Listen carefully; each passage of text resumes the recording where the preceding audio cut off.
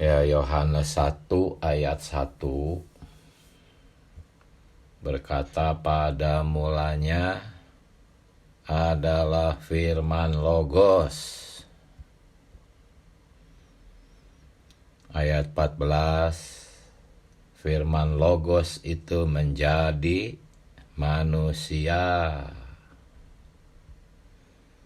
Kemudian 1 Korintus 15:45, manusia itu menjadi roh. Kemudian Yohanes 6:63, roh itu adalah perkataan rema. Efesus 6 ayat 17, rema itu adalah pedang. Roma 8 ayat 16, yang menggunakan pedang itu adalah kita yang harus berinisiatif. Akhirnya musuh terbunuh. Ya, ini tadi ada 7 langkah ya. Pertama, Yohanes 1 ayat 1 saya ulang ya. Pada mulanya adalah firman Logos. Jadi belum subjektif. Masih berada di luar kita. Kemudian Yohanes 1 ayat 14-nya, firman Logos itu menjadi manusia. Sudah menjadi lebih dekat ya dengan kita. Kemudian di 1 Korintus 15 ayat 45, manusia itu menjadi roh. Haleluya. Sudah semakin dekat dengan kita. Dan Tuhan berkata dalam Yohanes 6 ayat 63 bahwa roh itu adalah perkataanku. Teks aslinya rema. Dan Efesus 6 ayat 17, rema itu menjadi pedang ya. Dalam semua senjata yang ada di Efesus pasal 6, banyak senjata di sana, tapi hanya ada satu yang fungsinya untuk menyerang musuh, yaitu firman sebagai pedang. Nah, di dalam Roma 8 ayat 16, roh itu bersama-sama dengan roh kita. Bukan kita yang bersama-sama dengan roh itu, bukan, tetapi roh itu bersama-sama dengan kita. Jangan dibalik. Jadi roh itu bersama-sama dengan kita, artinya roh itu mengikuti kita. Kitalah yang berinisiatif. Catatan kakinya juga membicarakan seperti itu. Jadi yang menggunakan pedang itu ya kita gitu. Nah, untuk menyerang musuh. Kitalah yang harus berinisiatif, menggunakan tekad kita. Tetapi walaupun kita menggunakan tekad kita, kekuatannya bukan dari tekad itu, melainkan dari roh itu ya. Dan akhirnya langkah terakhir yang ketujuh, musuhnya terbunuh ya. Cuma ada satu hal yang banyak tidak disadari, saudara-saudari. Mengenal musuh itu udah separuh peperangan. Banyak orang tidak mengenal musuh sehingga kalah perang karena tidak terlalu mengenal musuh secara tepat. Ya. Musuh itu kan sering menyamar dan seringkali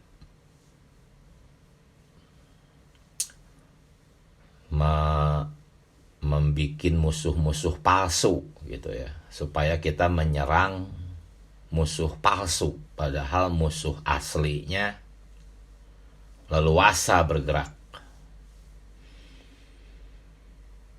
Ya, hanya di tengah-tengah kita, di pemulihan Tuhan, kita memiliki kebenaran tentang siapakah musuh kita itu. Kebanyakan ya orang-orang Kristen berpikir musuhnya ada di udara ya. Ya memang di udara ada musuh. Tetapi musuh itu sebetulnya, kalau saudara-saudari baca Kolose 1 ayat 21.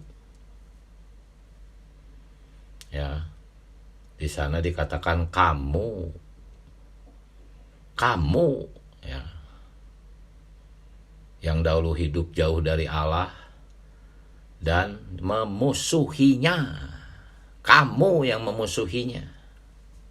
Memusuhi Tuhan. Kamulah musuh Tuhan. Memusuhinya dalam apa? Dalam hati dan pikiranmu. Jadi hati dan pikiranmu itulah musuh Tuhan. Apa ini? Ini hayat jiwa. Ya. Jadi musuh itu tuh hayat jiwa kita. Hati itu kan pikiran, emosi, tekad. Ya. Dan pikiran yang paling besar itu, pikiran itu. Khususnya pikiran ya, khususnya. Disebut secara khusus. Cuman mempengaruhi hati pikiran itu. Makanya ketika Tuhan Yesus berkata kepada iblis, "Nyah kau iblis, kamu memikirkan pikiran manusia." Jadi pikiran manusia itu musuh. Inilah musuh. Pagi ini kita harus jelas melihat ini supaya strategi perang kita tuh jitu. Ya. Musuh itu bukan orang lain, saudara-saudari. Bukan orang-orang yang kita benci, bukan musuh itu. Musuh itu ya kebencian itu sendiri. Anda membenci orang lain yang begitu buruk. Musuh itu rasa bencimu itu. Yang berawal dari pikiran. Bukan orang itu. Orang itu tuh bukan musuh. Mereka tuh justru sasaran Injil. Jadi pertama-tama jelas dulu musuh itu adalah hayat jiwa kita, khususnya di bagian pikiran. Nanti roh-roh jahat yang di udara itu musuh yang tidak secara langsung gitu berhadapan dengan kita. Yang langsung berhadapan dengan kita, yang harus kita menggunakan senjata melawannya itu adalah pikiranmu itu. Makanya praktek doa baca itu sebetulnya praktek menutup pikiran. Banyak orang berdoanya doa dengan pikiran.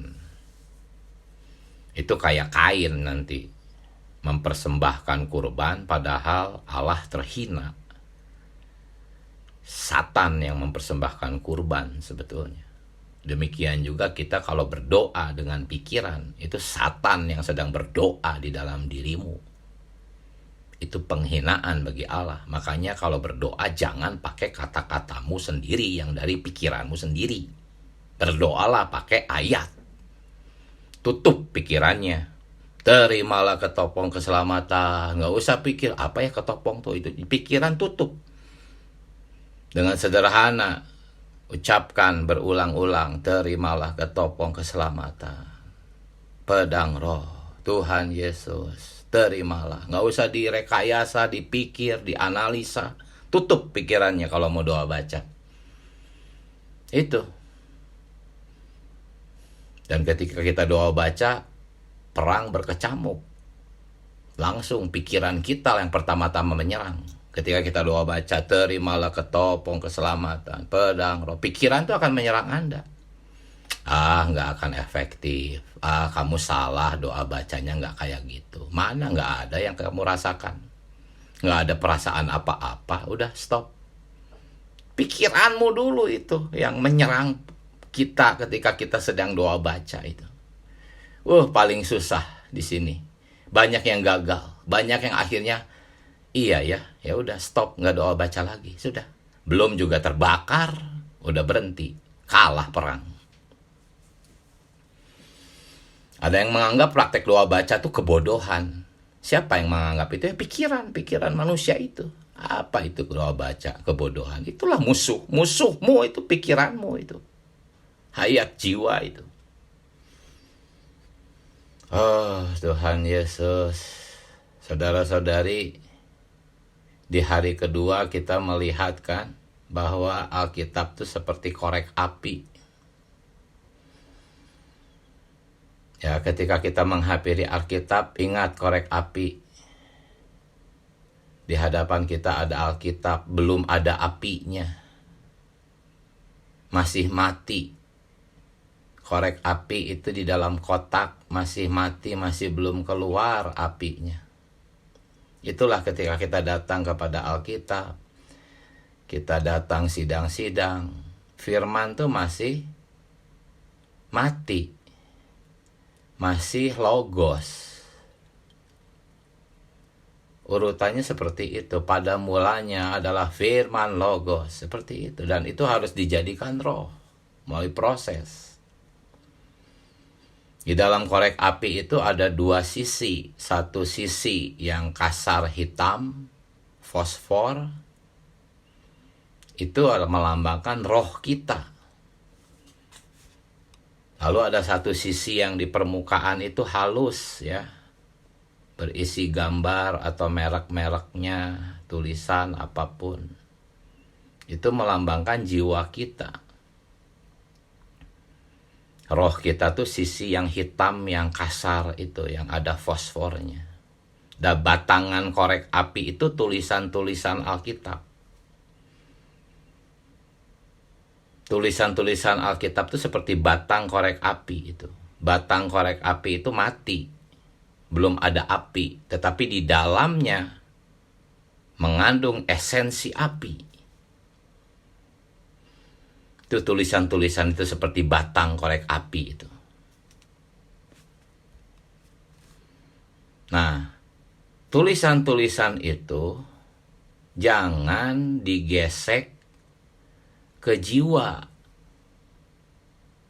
Kalau Anda menggesek batangan korek api ke kertas yang halus itu, di atasnya permukaannya itu nggak akan keluar api. Kalau Anda menggesekkan ayat-ayat Alkitab ke pikiran Anda, nggak akan jadi api. Anda membacanya dengan pikiran, menganalisanya.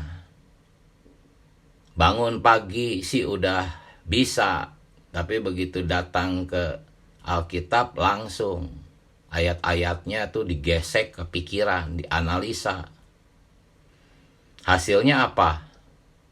Penghakiman kepada saudara-saudari lain.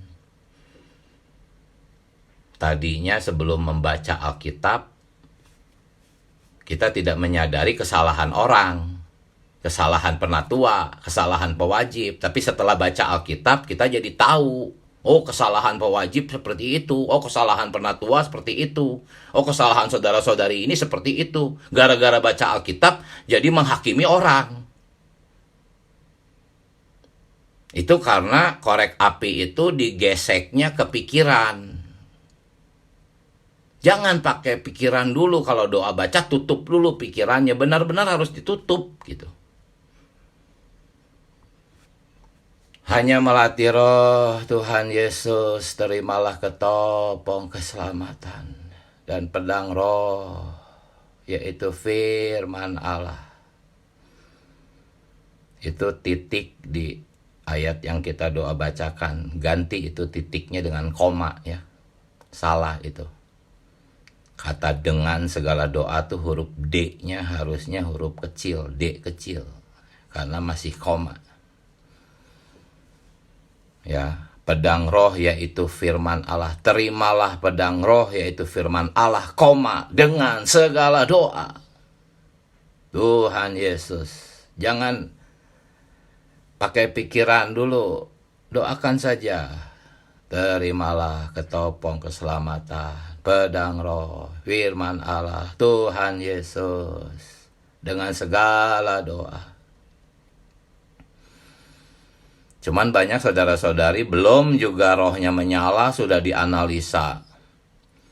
Lalu kata-kata ini mulai diuraikan sama dia. Ya, terimalah ketopong keselamatan dan pedang roh. Oh Tuhan, pedang roh itu adalah firman. Oh Tuhan, tolong saya agar firman ini menjadi pedang roh. Mulai diuraikan sama dia karena di sekeliling dia ada yang lagi denger dia doa baca kali di dalam sidang-sidang, jadi pengen didengar orang waktu doa bacanya, pengen kelihatan hebat. Jadi waktu ketika dia sedang doa baca tuh dia menguraikan firman gitu, diuraikan firman tuh, itu pikiran berjalan, apa yang dia sudah ketahui, doktrin, kebenaran, dia uraikan di dalam praktek doa bacanya. Ya, panjang dia doa baca, padahal itu doa baca korporat. Yang lain tuh pada diem jadinya gara-gara kepanjangan dia doa bacanya. Padahal kalau doa baca korporat itu pendek-pendek, oper-oper ya. Nggak usah pakai pikiran, nggak usah dianalisa, nggak usah dijelaskan, nggak usah dijabarkan, nggak usah diuraikan. Tutup pikirannya. Baca saja secara sederhana. Diulang.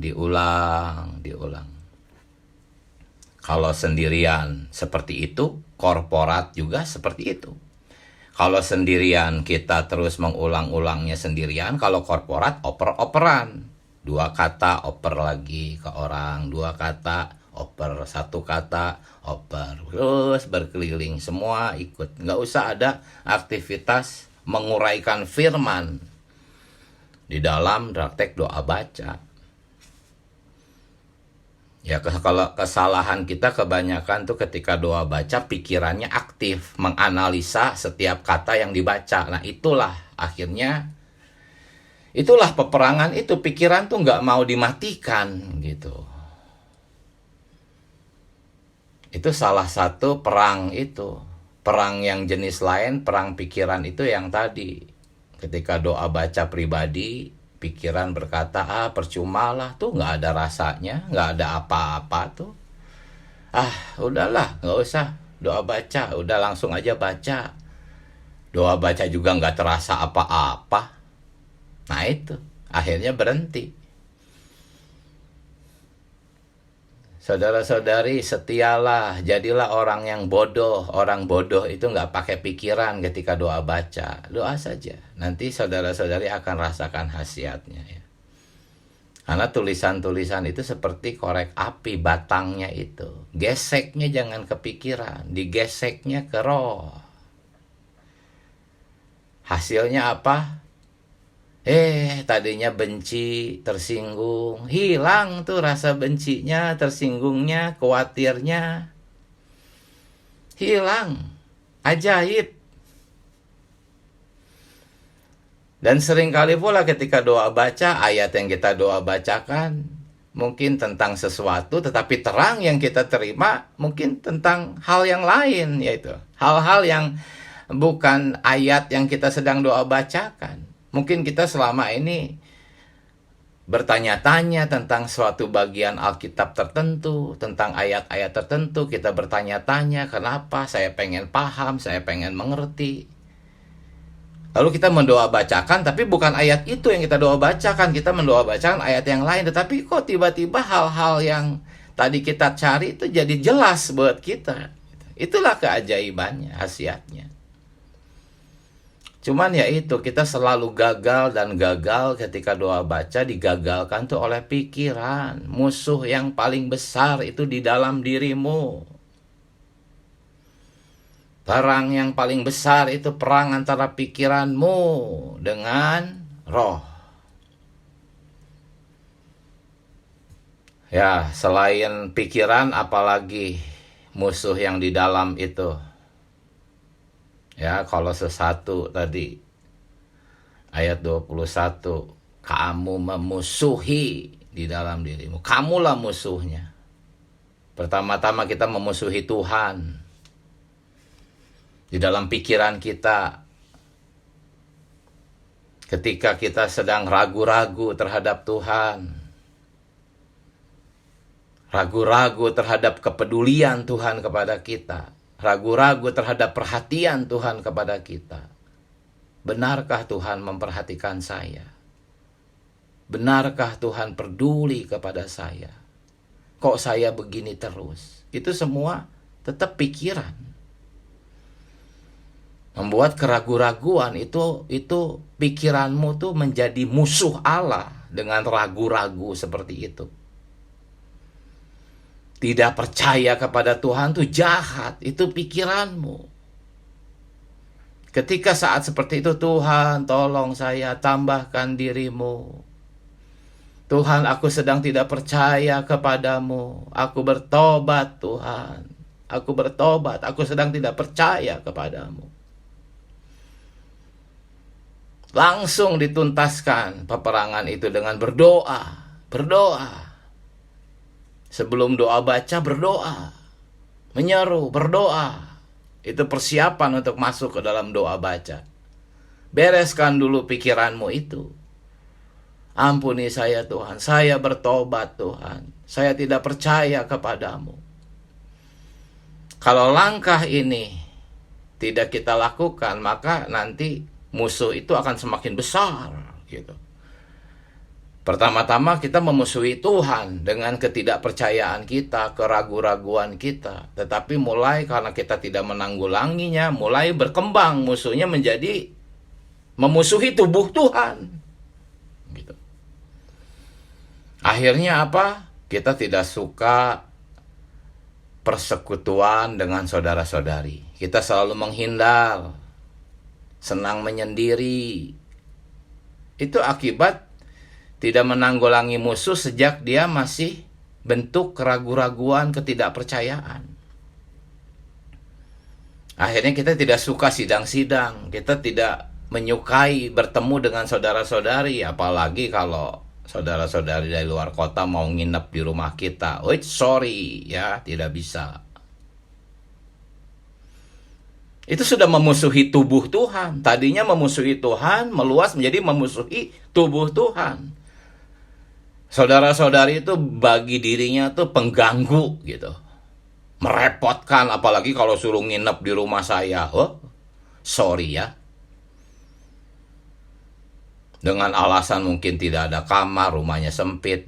Saudara-saudari, kalau Anda berbaur di Malaysia, di China, ada saudara-saudari yang kamarnya diserahkan kepada saudara-saudari dari luar lokal. Dia sendiri tidur di ruang tamu. Ada yang seperti itu. Belum ada apa-apanya kita. Apalagi kalau Anda ada kamar kosong. Membiarkan saudara-saudari tinggal di hotel, padahal di rumah Anda bisa.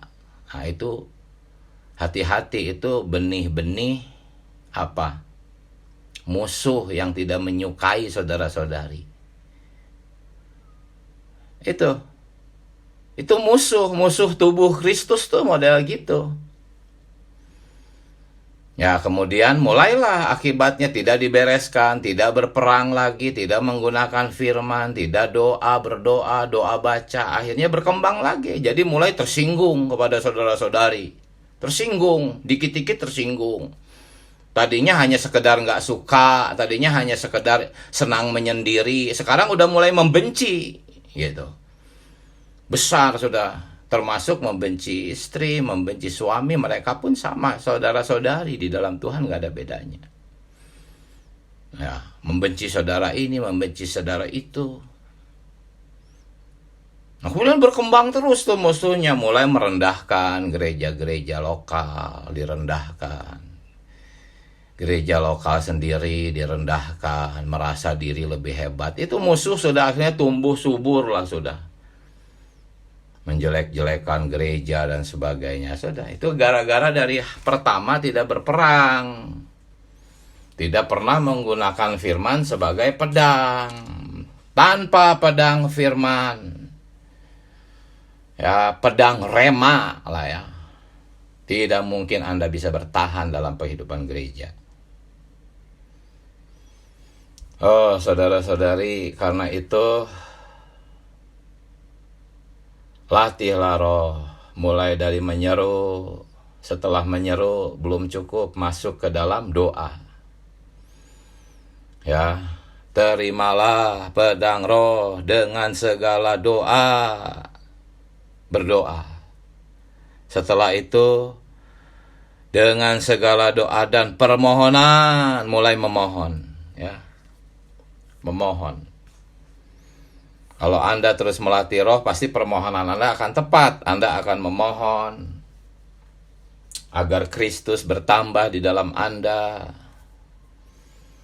Anda akan memohon agar Tuhan membasuh Anda dengan darah adinya. Anda akan memohon dilepaskan dari ego. Itulah permohonan-permohonan. Masih belum itu, berdoalah setiap waktu.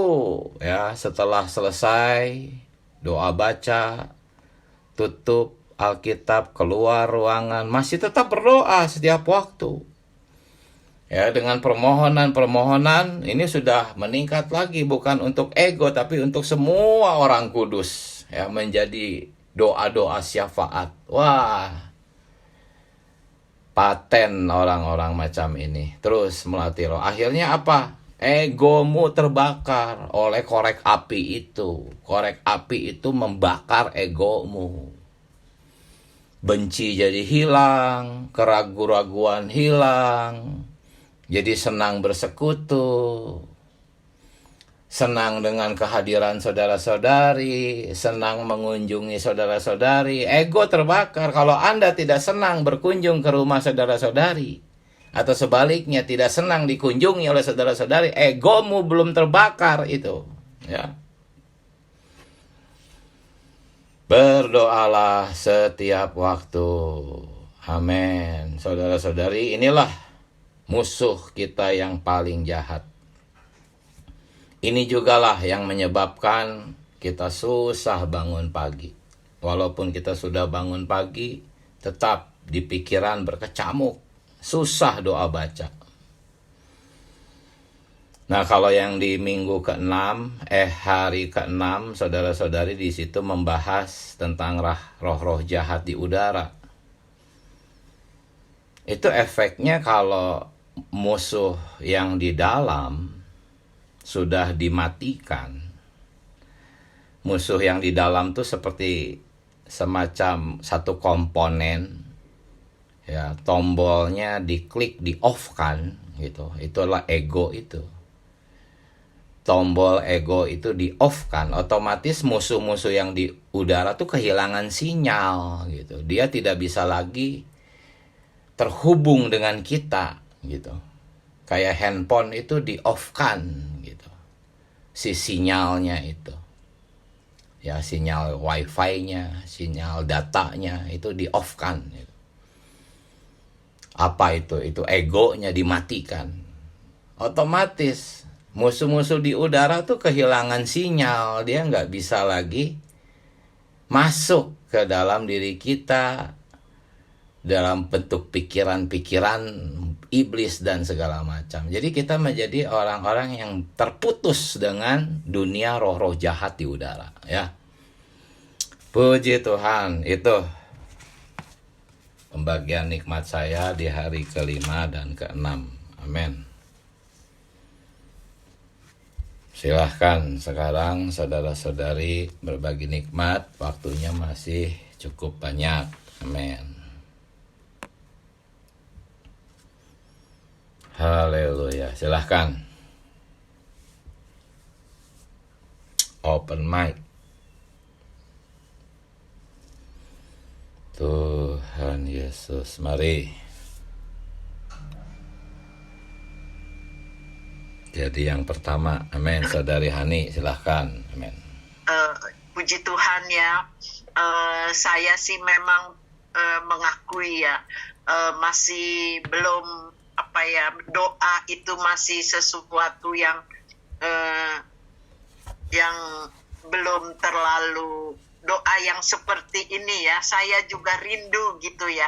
Tapi dengan pelajaran atau inian hari ini ya, pembacaan hari ini membimbing gitu ya, atau menegur banyak perkara gitu ya yang jadi musuh daripada saat kita berdoa itu pikiran ya. Dan ini sungguh memberkati saya untuk lebih lagi ya mengenali pikiran yang mau masuk, yang mau mengganggu gitu di dalam saat kita berdoa. Jadi sungguh sangat memberkati saya dan mencelikannya mencelikan saya untuk lebih berhati-hati, berjaga-jaga saat berdoa untuk tidak membiarkan pikiran kita terbuka gitu ya. Jadi memang saya perlu banyak latihan lagi. Makasih untuk hari ini, pelajaran hari ini. Makasih. Amin. Puji Tuhan. Latihan berperang itu tidak sebentar, perlu waktu ya. Tidak sebentar. Sungguh-sungguh ini bukan perkara yang enteng. Latihan ini terus menerus. Amin. Ya, sampai kita benar-benar bisa menggunakan pedang roh itu ya. Amin. Amin ya. Makasih. Puji Tuhan. Silakan saudara-saudari yang lain. Amin. Tuhan Yesus. Amin. Amin. Amin. Puji Tuhan. Amin. Puji Tuhan ya. Pagi ini saya kembali diterangi ya. Mungkin sudah sering mendengar ya bahwa musuh yang terbesar adalah diri kita ya. Tetapi hari ini, pagi ini saya kembali dibukakan lagi, diterangi kembali ya. Tadi dijelaskan mengenai pikiran ya. Ya betul ya, musuh kita ya, dikatakan pikiran kita ini ya.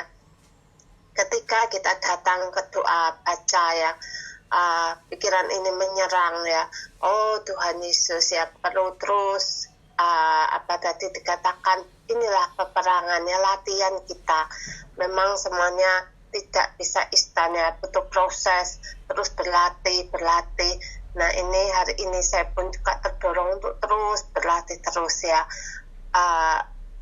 Tadi saya juga terjamah ya bahwa pikiran ini ya betul, kalau sudah diserang kadang stop ya, belum terbakar sudah stop. Oh Tuhan ampuni ya, inilah hari ini perlu terus berjuang, berperang terus. Itu yang saya nikmati hari ini. Amin. Puji Tuhan. Amin. Puji Tuhan. Silahkan saudara-saudari lain. Amin.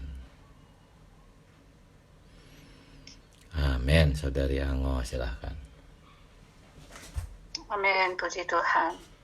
Makasih ya saudara Diki kembali memberikan terang kepada kami. Memang ya berita hari ini juga merupakan satu jawaban mungkin bagi saya ya.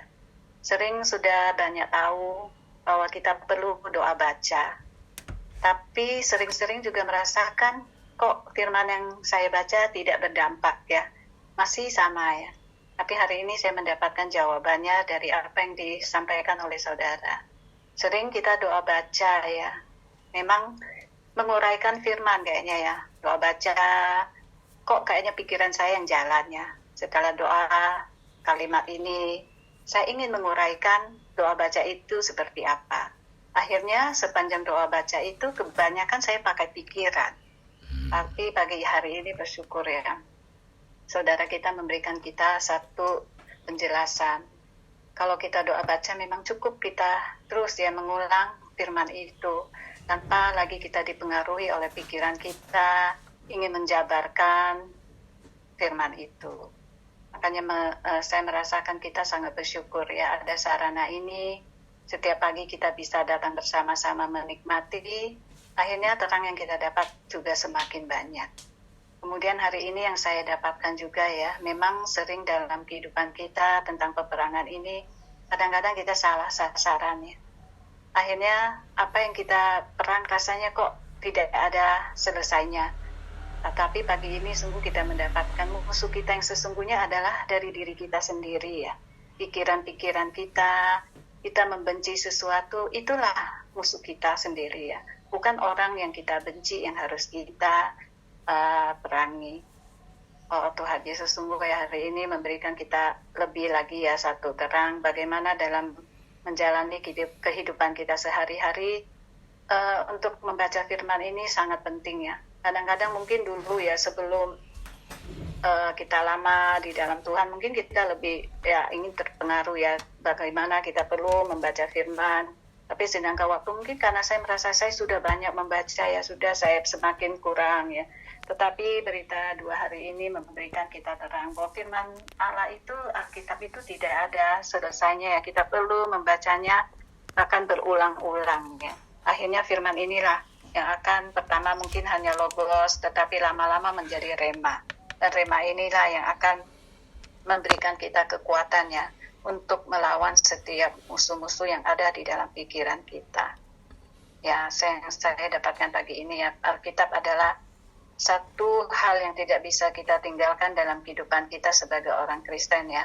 Kita perlu menikmatinya setiap hari berulang-ulang sampai firman itu menjadi rema. Amin, puji Tuhan. Haleluya, puji Tuhan. Amin. Silakan, masih cukup banyak waktu, saudara-saudari. Amin. Amin. Silakan, saudara Martin. Amin. Puji Tuhan, pagi hari ini kita bisa menikmati doa baca tadi itu. Terimalah topang keselamatan. Ketopang itu adalah firman Tuhan. Ya, kita mulai mendoa bacakan. Tadi saudara udah jelasin, memang kita agak sulit untuk masuk dalam realitas doa baca sehingga menikmati dapatkan rema kalau otak kita itu bermain. Jadi ya slow saja, ya slow. Karena musuh yang paling besar itu ada di dalam kita. Ya, musuh yang kalau yang di luar itu kelihatan gampang. Tapi yang paling itu dia dari dalam kita. Kita bisa dilembutkan, bisa apa dari doa baca itu. Sehingga apa yang ada dalam kita bisa sedikit demi sedikit terkikis. Melalui kita datang kepada firman Tuhan itu menjadi rema.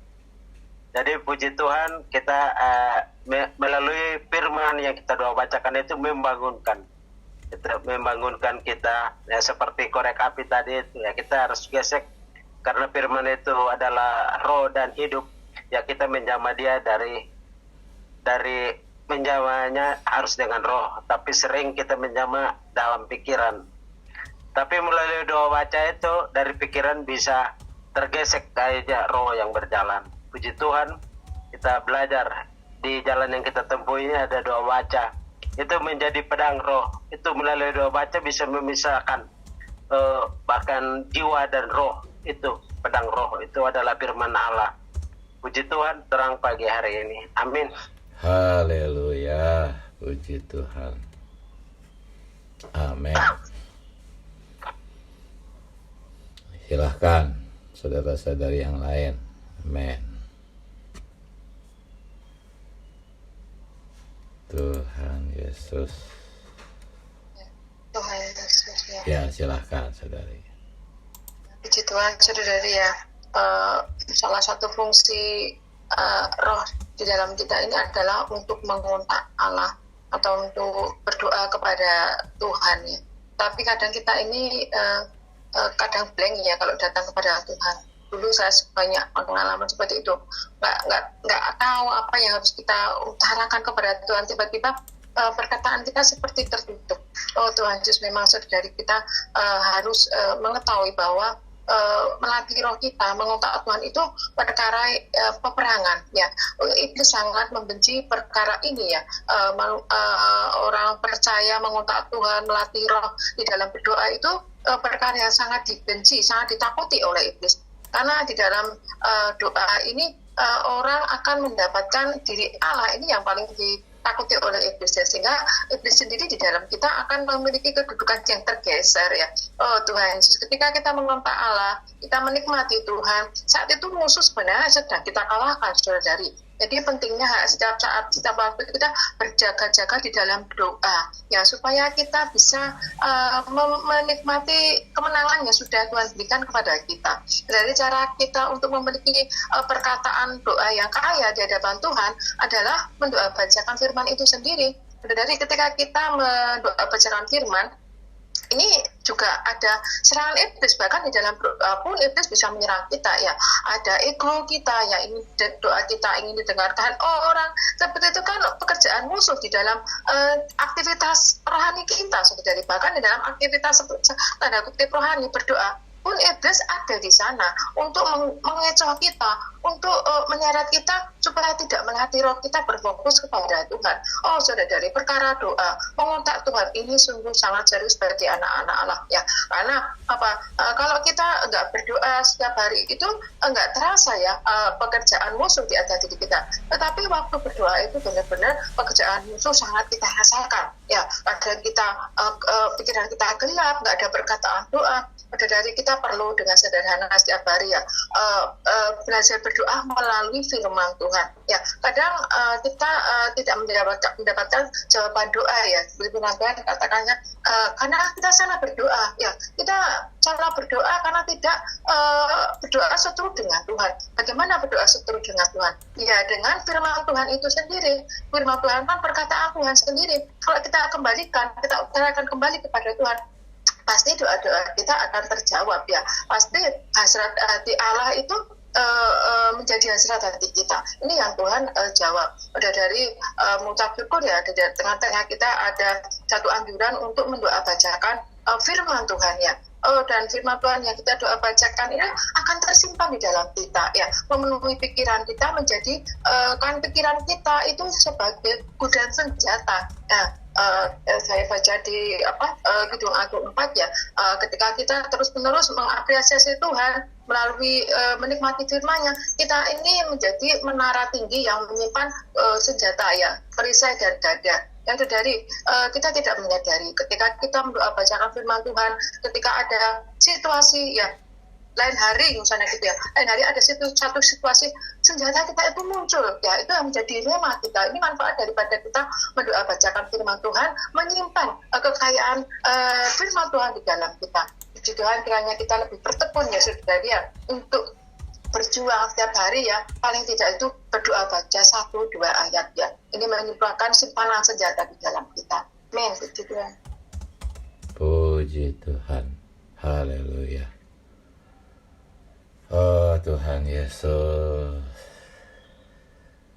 semoga kita mau sungguh-sungguh berlatih doa baca. Saudara-saudari,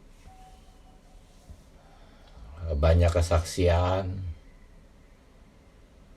latihan doa baca tuh berlangsung tuh bertahun-tahun, bahkan mungkin untuk mencapai satu kondisi doa baca yang sesungguhnya, walaupun sudah bertahun-tahun berlatih, itu masih belum juga bisa mencapainya. Itu sesuatu peperangan dahsyat doa baca tuh, khususnya di pikiran. Jangan merasa ini perkara yang mudah, tetapi sekali lagi kekuatannya bukan berasal dari diri kita, roh itu ya. Sungguh-sungguhlah kita semua memohon belas kasihan Tuhan. Tuhan memimpin kita berlatih doa baca. Amin. Mari kita menyeru nama Tuhan. Tuhan Yesus, Yesus. Amin. Tuhan Yesus. Tuhan, kami cinta padamu, Tuhan Yesus. Amin. Kami perlu dirimu, Tuhan Yesus, Amin. agar kami senantiasa dapat menanggulangi musuh kami. Amin. Oh, ego kami, pikiran alamiah kami. Tuhan Yesus, pagi hari ini kami diterangi Tuhan tentang doa baca. Amin. Oh Tuhan, tetapi walaupun kami sudah diterangi, oh peperangan itu Tuhan berkecamuk. Ya, Tuhan, tolong kami berlatih berperang. Amin. Tolong kami berlatih menggunakan pedang roh, Amin. yaitu firman Allah. Firman Allah yang dihidupkan. Tuhan Yesus. Amin. Oh Tuhan Yesus, musuh seperti terlihat begitu besar. Tetapi roh-Mu, di dalam roh kami jauh lebih besar. Amin. Musuh sudah dikalahkan.